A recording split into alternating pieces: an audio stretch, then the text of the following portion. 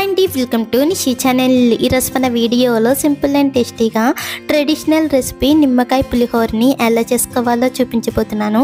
ఇలా చేసిన ఈ పులిహోర చాలా రుచిగా ఉంటుంది, చాలా సింపుల్గా కూడా చేసుకోవచ్చు. అలాగే మార్నింగ్ లంచ్ బాక్స్లోకైనా లేదా దేవుడి దగ్గర సింపుల్గా నైవేద్యం చేసి పెట్టుకోవాలన్నా ఇలా చేసి పెట్టుకోవచ్చు. మరి ఆలస్యం చేయకుండా ట్రెడిషనల్ రెసిపీ నిమ్మకాయ పులిహోరని టేస్టీగా ఎలా చేసుకోవాలో చూద్దాం. ముందుగా పులిహోరకి అన్నం వండడానికి కుక్కర్ గిన్నె తీసుకుని 2 గ్లాసుల వరకు బియ్యాన్ని తీసుకోవాలి. ఇక్కడ నేను వెయిట్ వేసి చెప్పాలంటే 1/2 కేజీ వరకు బియ్యాన్ని తీసుకున్నాను. ఇప్పుడు నీళ్లు పోసి 2-3 సార్లు బాగా కడిగి తీసుకోవాలి. ఇలా కడిగాక ఏ గ్లాస్తో అయితే బియ్యాన్ని తీసుకున్నామో అదే గ్లాస్తో 3 గ్లాసుల వరకు నీళ్ళని కొలుచుకుని తీసుకోవాలి. ఇలా నీళ్ళని కొలుచుకుని వేసుకున్నాక అన్నం పొడి పొడిగా రావడానికి 2 టేబుల్ స్పూన్ వరకు ఆయిల్ వేసుకుని అలాగే 1/2 టేబుల్ స్పూన్ వరకు ఉప్పుని కూడా వేసుకుని కుక్కర్ మూత పెట్టి 3 విజిల్లు వచ్చేంత వరకు ఉడికించుకోవాలి. ఈ అన్నం ఉడికేలోగా మరొక పక్కన నిమ్మరసాన్ని పిండి తీసుకోవడానికి ఇక్కడ నేను మీడియం సైజులో ఉన్న 5 నిమ్మకాయలను అయితే తీసుకున్నాను. అదే చిన్న నిమ్మకాయలు అయితే 6, పెద్దవి అయితే 4 నిమ్మకాయల వరకు తీసుకోవచ్చు. అలాగే నిమ్మరసాన్ని తీసే ముందు నిమ్మకాయల్ని ఇలా కొంచెం ప్రెస్ చేసామంటే నిమ్మకాయలు కొంచెం మెత్తపడి నిమ్మరసం అనేది బాగా వస్తుంది. ఇప్పుడు నిమ్మకాయల్ని కట్ చేసుకుని నిమ్మరసాన్ని పిండి తీసుకోవాలి. ఇక్కడ నేను తీసుకున్న 1/2 కేజీ బియ్యానికి 100 ml వరకు నిమ్మరసం పులుపు అనేది కరెక్ట్గా సరిపోతుంది. ఇలా నేను తీసుకున్న నిమ్మకాయల్ని పిండి తీసుకుంటే ఈ కప్పుతో 1/2 కప్పు వరకు నిమ్మరసం అయితే వచ్చింది. ఇక్కడ నేను తీసుకున్న బియ్యానికి ఈ నిమ్మరసం పులుపు అనేది కరెక్ట్గా సరిపోతుంది.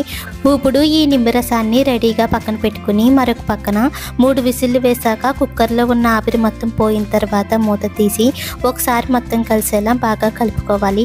చూసారు కదా, మనం ఇలా నీళ్ళని కొలుచుకుని వేసుకోవడం వల్ల మనకి ఈ అన్నం అనేది ఇలా పొడి పొడిలాడుతూ ఉడుకుతుంది.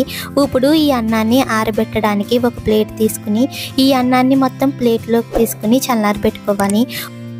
ఇప్పుడు ఈ అన్నంలోకి పోపు పెట్టడానికి స్టవ్ ఆన్ చేసి ప్యాన్లోకి 4-5 టేబుల్ స్పూన్ వరకు ఆయిల్ వేసుకోవాలి. మనం పులిహోర చేసేటప్పుడు ఆయిల్ అనేది కొంచెం ఎక్కువగానే పడుతుంది. ఆయిల్ కొంచెం వేడెక్కిన తర్వాత 2-3 టేబుల్ స్పూన్ వరకు వేరుశనగుళ్ళు వేసుకుని మంటను లో టు మీడియం ఫ్లేమ్లో పెట్టి లైట్గా ఫ్రై చేసుకోవాలి.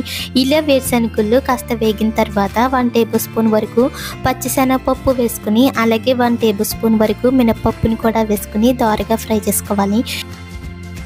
ఇలా తాలింపు దోరగా వేగాక 1 టేబుల్ స్పూన్ వరకు చిన్న చిన్న ముక్కలుగా కట్ చేసిన అల్లం ముక్కల్ని వేసుకుని అలాగే 6-7 పచ్చిమిరపకాయలని పొడవుగా కట్ చేసుకుని వేసుకుని బాగా ఫ్రై చేసుకోవాలి.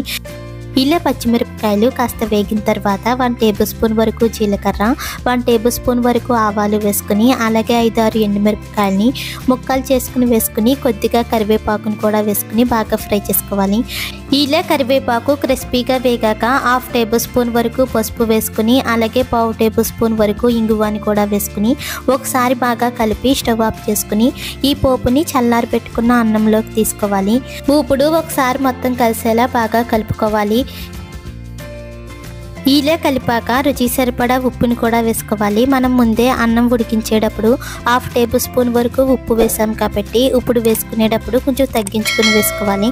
అలాగే మనం ముందుగా తీసుకున్న నిమ్మరసాన్ని కూడా వేసుకుని ఒకసారి మొత్తం కలిసేలా బాగా కలుపుకోవాలి. ఇలా కలిపాక 10-15 నిమిషాల పాటు ఈ పులిహోరని పక్కన పెట్టుకున్నామంటే ఈ ఉప్పు పులుపు అనేది ఈ అన్నానికి బాగా పడుతుంది.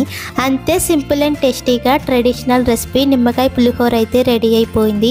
ఇలా మనం లంచ్ బాక్స్లోకైనా లంచ్లోకైనా లేదా దేవుడి దగ్గర ప్రసాదంలా పెట్టడానికైనా చాలా సింపుల్గా చేసుకోవచ్చు. మీరు కూడా ఒకసారి ఇలా ట్రై చేసి చూడండి. మరిన్ని టేస్టీ రెసిపీస్ కోసం మా నిషి ఛానల్ని లైక్ చేయండి, షేర్ చేయండి, సబ్స్క్రైబ్ చేసి పక్కనే ఉన్న బెల్ బటన్ని క్లిక్ చేయండి. Thank you for watching.